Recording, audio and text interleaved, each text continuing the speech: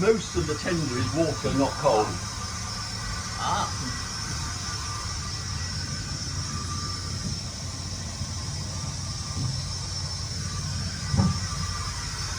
So most of that's water.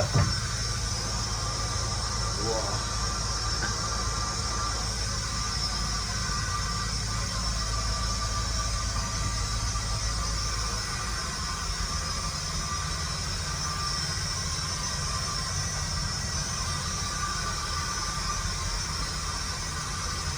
Can you tell me all the things in your steam tray?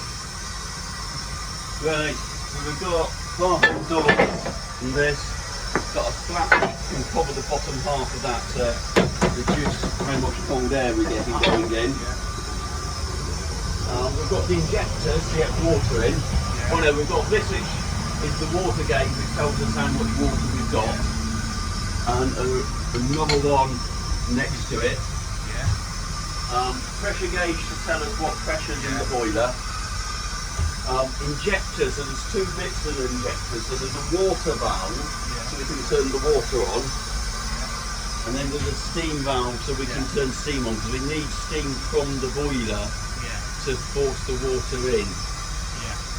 And we've got two of those. We've got another one on the driver's side with water valve, steam valve. That's the blower, which just creates a draft.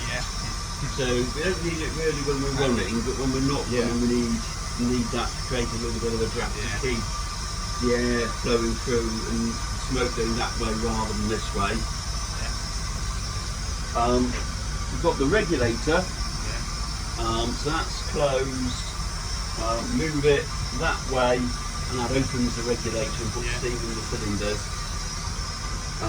Got the reverser, which controls whether we go forwards or back, and it's a bit like the gear. So that's a bit like the accelerator, and that's a bit like the gear, and it affects how much of the stroke of the cylinders you're putting steam in for.